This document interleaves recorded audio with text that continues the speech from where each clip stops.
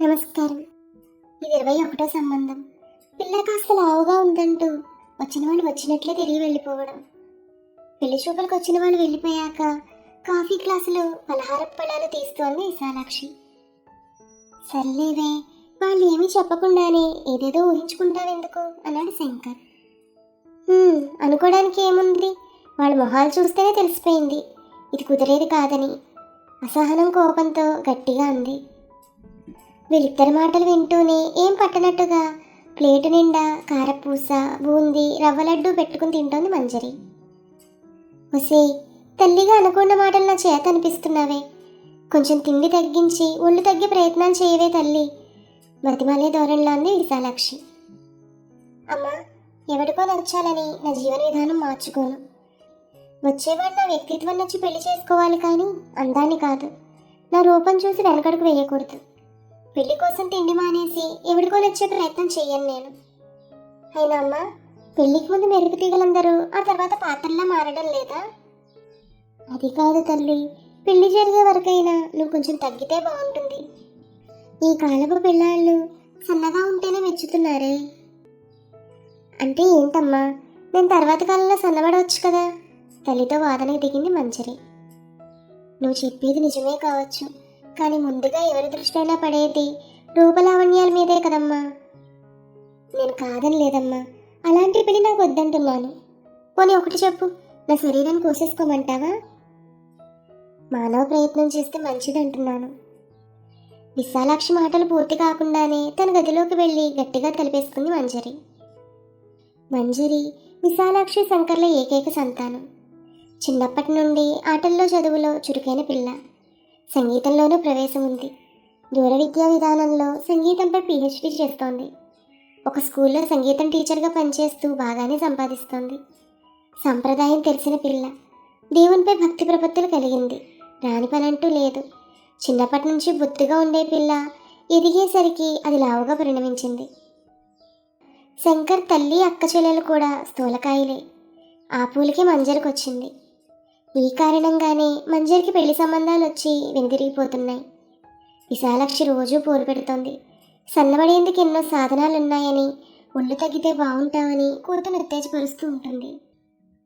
కేవలం పెళ్లి ధ్యేయంగా తనేం చేయదలుచుకోలేదని ఘంటాపథంగా చెప్పింది మంజరి.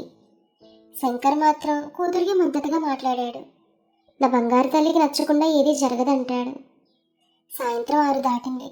విపరీతమైన ట్రాఫిక్లో ఇరుక్కుంది మంజరి. తాబేలు నడకలా కదులుతోంది ట్రాఫిక్. చుట్టూ వాహనాలే. ఎప్పటికి బయటపడతానో అనుకుంటూ యాక్టివా ముందు భాగం మీద చేతులాంచి చూస్తూ కూర్చుంది. జాగ్రత్త సుమండి, బండి విరిగిపోగలదు. వెనక బైక్ మీద ఉన్న కుర్రాళ్ళు తను ఉద్దేశించి అన్నవే మాటలను గ్రహించి దివ్వున వెనక్కి తిరిగి చూసింది.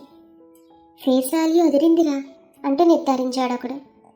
ఒక్క వదిలిన బండి తాళం వేసి గబగబా బైక్ దగ్గరికి వెళ్ళింది. బైక్ లాక్ చేసి కీస్ తన చేతిలోకి తీసుకుంది.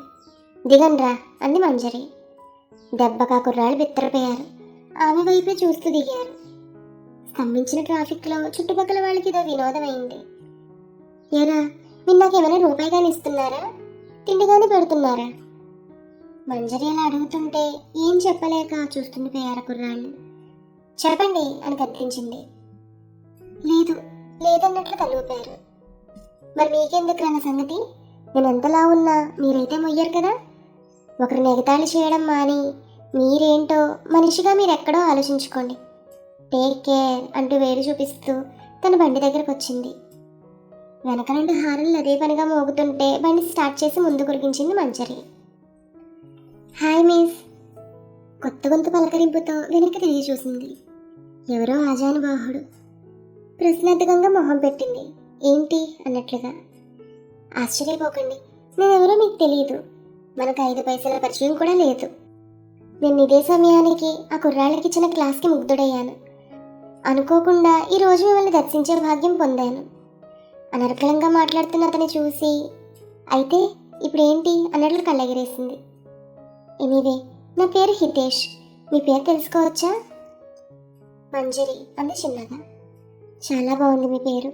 ఇంటికి బండి ఏమైంది? బస్సులో వచ్చారే అని అడిగాడు. అది ఇప్పుడు మీకు అవసరమా? అవసరమే మిస్ మంజరి. మీతో స్నేహం చేయాలని అనుకుంటున్నాను. మీకు అభ్యంతరమా? చాలా ఉంది. అయినా మీరెవరో తెలియకుండా మీరు నాతో స్నేహం చేయడానికి ఎలా అంగీకరిస్తాను? 2-3 సార్లు మాట్లాడితేనే కదా తెలిసేది. ఇది సినిమాలో డైలాగ్ చెప్తున్నాడేంటి అనుకుందామే. మిస్టర్ హితేష్, ప్లీజ్, నాకు ఇలాంటి వ్యవహారాలంటే చిరాకు. ఈ పని మీరు చూసుకుంటే బాగుంటుంది అన్నట్లుగా ఒక చూపు చూసి ఖాళీ అయిన ఒక సీట్లో కూర్చుంది. అమ్మా, ముందే చెప్తున్నాను, రాబోయే వాళ్ళకి నా ఎత్తు, నా లావు గురించి ముందే చెప్పండి. తీరా వచ్చాక వాళ్ళకి నేను నచ్చకపోవడం, నువ్వు నాకు గీతోపదేశాలు చేయడం లాంటివి వద్దు. దయచేసి అర్థం చేసుకోండి అంటూ ఖరాఖండిగా చెప్పేసింది. ఈ అగ్గి బరాటాకి పెళ్ళై అత్తారింటికి వెళ్ళి అక్కడ ఎలా మనగలుగుతుందో అనుకుంటూ నిట్టొచ్చింది విశాలాక్షి. వైలెట్ కలర్ మెత్తటి క్రేప్ చీరలో మంజరి శరీర ఛాయకు చక్కగా ఉంది. ముద్దబంతి పువ్వుల పెద్ద జడ, కనకాంబరాలు, మల్లెలు, జాజులతో నిండుగా ఉంది. అనుకున్న సమయానికి పెళ్లివారు వచ్చారు. తనకి పెద్దగా ఆసక్తి లేనట్లుగా తలదించుకొని కూర్చుంది. నువ్వు కూడా అబ్బాయిని ఒకసారి చూడమ్మా. ఒకసారి చూసినంత మాత్రాన ఏం తెలుస్తుంది? కొంతసేపు మేమిద్దరం మాట్లాడుకుంటాం. పరిచయం ఉన్న గొంతు వినిపించగానే తలెత్తి చూసింది. అతనే, బస్సులో కనిపించిన అతను. తన వైపే చూస్తూ కళ్ళతోటి అల్లరిగా నవ్వాడు హితేష్. ఇద్దరూ మేడ మీదకి వెళ్ళారు. ఇప్పుడు మీ గురించి తెలుసుకోవచ్చా? శిల్పిగా అడిగాడు. ఏం తెలుసుకోకుండానే వచ్చారా? చదువు సంప్రదాయాల గురించి తెలుసు, కానీ మీ అభిరుచుల గురించి తెలుసుకోవాలనుంది.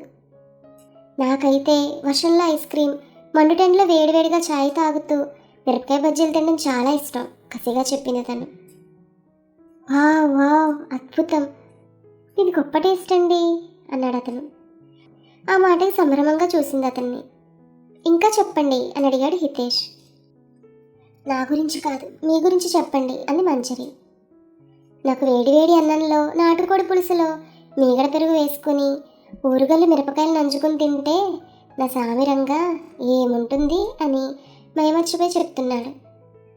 దాంతో అంటూ చిన్నగా తగ్గింది. అలాగే మిర్చిలా ఘాటుగా ఉండే మీలాంటి అమ్మాయిల ధైర్య సాహసాలంటే ఇష్టం అన్నాడు అతను. దాంతో తను, నా గుణం చూసి నన్నుగా మెచ్చేవాడు కావాలి నాకు అనుకుంది మనసులో.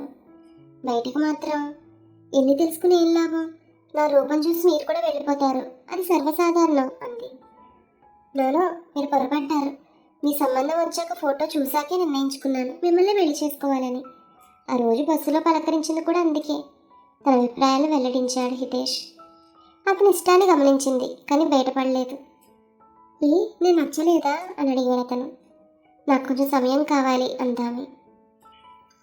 ఇక్కడ పెళ్లి కొడుకు బంధువులు మాట్లాడుతూ, మాకందరికీ ఇష్టమే, ఇంకా మా అబ్బాయికి మీ అమ్మాయి చాలా బాగా నచ్చింది, ఏ విషయం కబురు చేయండి అని చెప్పి వెళ్ళారు హితేష్ తల్లిదండ్రులు.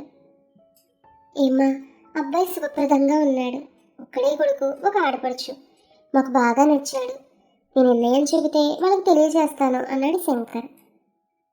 నాన్నగారు, నాకు కొంచెం సమయం కావాలి అని తండ్రి భుజంపై తలవాల్చి. సరే తల్లి, నీ ఇష్టం అన్నాడు అతను. ప్రతిరోజు ఏదో ఒక వంకతో హితేష్ స్కూల్ వరకు వస్తున్నాడు. నాతో మాట్లాడాలని, నన్ను ఇంప్రెస్ చేయాలనే ప్రయత్నాలు నాకు నవ్వు తెప్పిస్తున్నాయి. నిజంగా ఇతను నన్ను ఇంతగా ఇష్టపడుతున్నాడా, లేక నేను భ్రమలో ఉన్నానా? ఇలా ఆలోచిస్తుండగా, హే మంజరి, మన పెళ్లి చూపులు అయ్యాయంట, చెప్పనే లేదు, ఏంటి విషయం, నీ కాబోయే మొగుని చూపించవా నాకు అంటూ వచ్చింది శ్రీలేఖ. అదేం లేదే, నేనే ఎటూ తేల్చుకోలేకపోతున్నాను, మనసు గందరగోళంగా ఉంది. సరే, నాకు డ్రాయింగ్ క్లాస్కి టైం అయింది, లంచ్ బ్రేక్లో క్యాంటీన్కి వెళ్ళి మాట్లాడుకుందాం అంటూ హడావిడిగా వెళ్ళింది శ్రీలేఖ. నేను కూడా క్లాస్కి వెళ్ళాను. పిల్లలకు సంగీతం క్లాసులు పూర్తయ్యాక ఆఫీస్ రూమ్లో కూర్చున్నా కానీ మనసు స్థిరంగా లేదు. ఎందుకు నేను హితేష్కి ఓకే చెప్పలేకపోతున్నాను? నన్నుగా ఇష్టపడేవాడినేగా నేను కోరుకున్నది. మరి హితేష్ నన్నుగా కోరుకున్నాడు, నా రూపం చూసి కూడా ఇష్టపడ్డాడు. అయినా నా మనసులో ఈ అలజడి ఎందుకు? నేను మరీ ఎత్తుగా ఆలోచించి అతను తిప్పించుకుంటున్నానా అనే భయం కూడా కలిగింది. అన్నీ ఆలోచిస్తే బుర్ర బద్దలయ్యేలా ఉంది. ఇలా మంజరి ఆలోచిస్తుండగా, ఏంటి ఎందుకంత అన్యమనస్కంగా ఉన్నావు అంటూ అడిగింది లోపలికి వస్తూ శ్రీలేఖ. రావే, డ్రాయింగ్ క్లాస్ అప్పుడే పూర్తయిందా అని అడిగింది మంజరి. అవునే, పిల్లలకి అసైన్మెంట్ ఇచ్చొచ్చాను. ఏంటి తల బద్దలు కొట్టుకుంటున్నావు? ఏదో దీర్ఘంగా ఆలోచిస్తున్నా. క్యాంటీన్కి వెళ్దాం పదా అంది. ఏం లేదే, హితేష్ గురించి ఆలోచిస్తున్నాను. అతను నన్నుగా ఇష్టపడినా కూడా ఓకే చెప్పలేకపోతున్నాను. అంటే ఏంటి నీ ఉద్దేశ్యం? అతను మోసం చేస్తాడనా? చిచి కాదే, చూసావుగా, నేను వస్తుంటే రోజు నన్ను ఫాలో అవుతున్నాడు స్కూల్ వరకు. కానీ ఇప్పుడు ఉన్నంత ప్రేమ పెళ్ళయ్యకు కూడా ఉంటుందా? లేక కొందరు మగవాళ్ళలా మోజు తీరాక నా రూపాన్ని అసహించుకుని మోసం చేయడు కదా. పిచ్చి మంజు, అందరూ అలా ఉండరే. అంతలా నిన్ను మోసం చేసేవాడైతే ఇప్పుడు అంతగా నీతో పెళ్లి కోసం ఆరాటం చెందడే. నీకు అంతలా డౌట్ ఉంటే ఒక చిన్న పరీక్ష పెడదాం, ఏమంటావు? అబ్బో, అదేమొద్దే అంది భయపడుతూ. ఏహే, నువ్వు నీ మొహమాటం, బయటికి చూస్తే అగ్గిబరాటాలా మండిపోతావు. ఇప్పుడు ఏంటే, కాబోయే మొగుడి మీద అంత ప్రేమ పొంగుతుందా నీకు? అది కాదే, ఇలా చేశానని తెలిస్తే చిన్నబుచ్చుకుని వదిలి వెళ్ళిపోతాడేమో అని. ఓహో, అదా నీ డౌట్? అది నాకు వదిలేయవే, నేను చూసుకుంటాను. హలో హితేష్, హస్కీ వాయిస్లో అంది శ్రీలేఖ. హలో, ఎవరు? I love you. వాట్? ఏం మాట్లాడుతున్నావు? ఎవరు నువ్వు? నేను నేను స్కూల్లో చూశాను. ఆ బొండం మంజరి కోసం వచ్చావుగా, అప్పుడే చూశాను.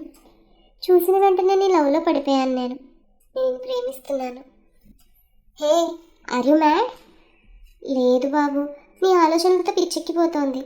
నువ్వు ఒప్పుకుంటే నేను నీ దాన్ని అయిపోతాను, లేదంటే చచ్చిపోతాను. హలో మిస్, నేను ఆల్రెడీ అమ్మాయికి మనసిచ్చాను. పెళ్లి చూపులు కూడా అయ్యాయి. అమ్మాయి కోసం వెయిట్ చేస్తున్నాను. ఎవరు? ఆ బొండం మంజరినా? అదెలా నచ్చింది నీకు? What nonsense. బొండం ఏంటి? సరిగ్గా మాట్లాడు. ఇంకోసారి అమ్మాయి గురించి తప్పుగా మాట్లాడితే బాగుండదు. Mind it. అంటే నా ప్రేమను ఒప్పుకోరా? అది పెళ్లి చూపులు అయ్యాక కూడా ఏం చెప్పకుండా తెప్పించుకుంటే మీకు బాగుందా? చూడు మిస్, మీకేం తెలుసో నాకు తెలియదు. నేను ఆ అమ్మాయిని ఇష్టపడ్డాను. లవ్ అనేది ఒక్కరి మీద పుడుతుంది. అలా నాకు ఆ అమ్మాయి, తను ఒప్పుకుంటుందని నాకు నమ్మకం ఉంది.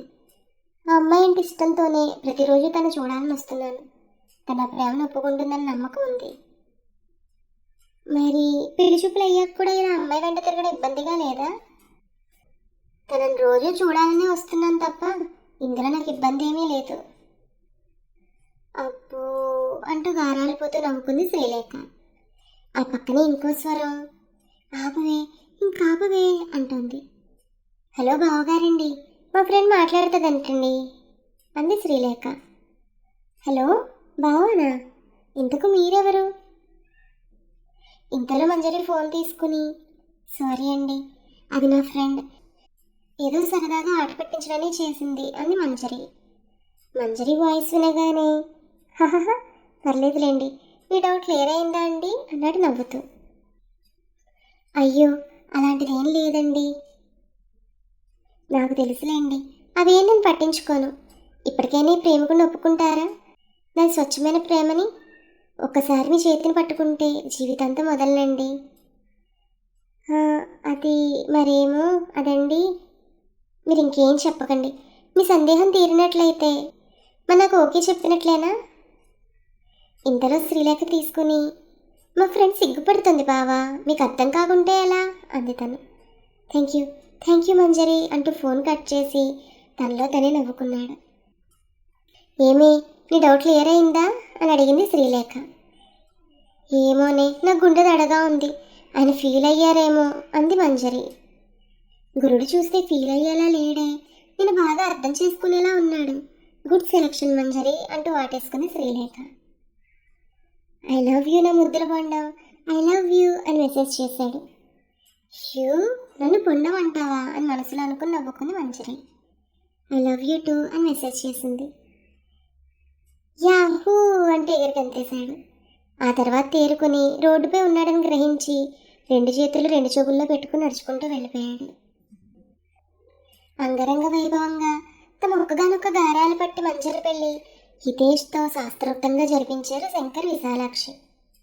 ఎంత నిప్పురవ్వైనా తల్లిదండ్రులు వదిలి పరాయింటికి వెళ్ళాలని తెలిసి ఒక్కసారిగా ఎక్కడలేని ఏడుపొచ్చేసింది మంజరికి. ఎన్ని తిట్టినా టైంకి తినిపించే అమ్మ, ఏదడిగినా చిటికలో తీసుకొచ్చే నాన్న, అందరినీ వదలలేక మెట్టినింటి అడుగుపెట్టింది. నూతన వధూవరులందరూ ఆసక్తిగా ఆత్రంగా ఎదురుచూసే రోజు, తనువులు మనసులు ఏకం కావాలని, ఏకమైన జీవితాలు లతలా అల్లుకుపోవాలని కోరుకునే తొలిరేయి ఆ రోజు. ఎంత గిరవ్వైనా ఆడపిల్ల. తొలిరేయి భర్త పొందులో ఎలా ఉంటుందో అనే చిన్న ఆలోచనలకే చిరుచవుట్లు పట్టాయి. తన ఎదచప్పుడు తనకే వినిపిస్తోంది. మెల్లిగా అడుగులో అడుగు వేసుకుంటూ గదిలోకి అడుగు పెట్టింది. అక్కడే తల వంచుకుని నిలబడింది. ముందుకు కదలట్లేదు. మెల్లగా తలెత్తి చూసింది. రా అన్నట్లుగా కళ్ళతోనే సైగ చేశాడు. మెల్లిగా వెళ్ళి పాల గ్లాస్ చేతికి అందించింది. పక్కన కూర్చోమన్నాడు. పాలు సగం తాగి మిగతా సగం తనతో తాగించాడు. ఏంటి అమ్మాయిగా తలెత్తడం లేదు అంటూ చేతితో చువకం పట్టుకుని తల పైకెత్తాడు. తలెత్తింది. అతని కళ్ళలోకి సూటిగా చూస్తూ చేతికి పెదవులను అడ్డం పెట్టుకుని ముసిముసిగా నవ్వుకుంది. ఏమిటన్నట్టు సైగ చేశాడు. చేత్తో అతని పెదవుల కంటిన పాల మేఘను తొడవపోయింది. అతను తన చేతి నాపి నాలుకని ఇలా తిప్పి చూపించాడు. ఆ చేష్టతో సిగ్గు ముంచుకొచ్చింది. చేతిని ముఖానికి అడ్డు పెట్టుకుని వేళ మధ్యలో నుండి అతను చూడసాగింది మంజరి. అతను కళ్ళు మూసుకున్నాడు. మెల్లిగా అతని దగ్గరికి జరిగి నాలుకను బయటకు తీసి తిప్పుతూ పెదవులపై పాలమేగను అందుకోబోయింది. చటుక్కున అతను తన నాలుకను అందుకున్నాడు.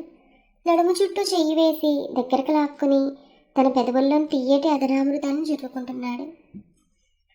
ఆ చర్యతో బిత్తరపోయిన మంజరి గింజుకోసాగింది. చేతులతో అతని గుండెలపై కొడుతూ ఇంకా మైకంలో పడిపోయి తను కూడా అల్లుకుపోయింది. ఎత్తైన యథాందాల మధ్య నిండైన జగనభాగం అందంగా దర్శనమిచ్చింది. అది చూస్తే అతని కిర్రెక్కిపోయింది. దానికి తోడు నెలవంక లాంటి వంపు సంపులతో మహత్తరంగా ఉన్న నడుమును చూసి అతనిలోని కామదాహం ఉరకలెత్తింది. ఇక ఆగలేనన్నట్టుగా గబుక్కునవని మంచంపైకి తోసి బయట భాగం తప్పించాడు. రవిక ముడి విప్పుతూ ఆమె శరీరంలోని ప్రతి భాగాన్ని ఇష్టంగా తాకుతూ ఆమెలోని బెరుకును పోగొట్టే ప్రయత్నం చేస్తున్నాడు. ఆమె ఊపిరి ఉష్ణమండల ప్రదేశంలోని గాలిలా ఉంది. అతనిలో లీనమైపోవాలన్న తపన అణువణువున వెల్లువెత్తుతోంది. అతను ఆపగా ఆమెలోని ప్రతి భాగాన్ని వీణలా మోగిస్తుంటే అంతులేని సుఖానికి ఆమె తృప్తిగా మూలగసాగింది. తనలోని ప్రతి భాగం తన భర్తదే గురుతాధిపత్యంలా భావించి ఆమె మరింత ఆరాధనగా అతని గుండెలకు హత్తుకుంది. ఆమె నుండి ఆశించిన ప్రతిస్పందన రావడంతో అతని కోరిక నెరవేరింది. ఇరువురి శరీరాలపై ఒలువలు ఊడిపోయాయి. రెచ్చిపోయారు. శరీరదాహం తీరింది. ఇద్దరి దేహాలు చల్లారాయి. ఆ మధురమైన సుఖానికి తృప్తిగా నిట్టూర్పులు విడిచింది ఆమె. ఇంకేంటి అన్నట్లుగా కళ్ళెగరేశాడు. నీకు నచ్చేట్టుగా నా రూపాన్ని అందంగా తీర్చిదిద్దుకుంటాను అంది మంజరి. మై డియర్ ముద్దుల కొబ్బరి బొండం, నువ్వు ఇంతకు 10 రెట్లు పెరిగినా నీ మీద నా ప్రేమ ఇసుమంత కూడా తగ్గదు. పైగా పెరుగుతూనే ఉంటుంది. దానికి తగ్గట్టుగానే నువ్వు నన్ను చూసుకోవాలి మరి అన్నాడు కన్నెగీటుతూ. అతని భావం అర్థమైన ఆమె ఒక్కసారిగా అతని మీద మిమ్మల్ని అంటూ పడింది. దాంతో అమాంతం ఆమెను ఉడిసి పట్టుకుని తనలో బంధించాడు అతను. అత్యంత అనురాగంతో అతని పట్ల రతి అయిందామె. మళ్ళీ ఇరువురి దేహాల్లో వేడి రాచుకుంది. రతికేడి మళ్ళీ మొదలైంది. Please like, share, subscribe to our channel. Thank you.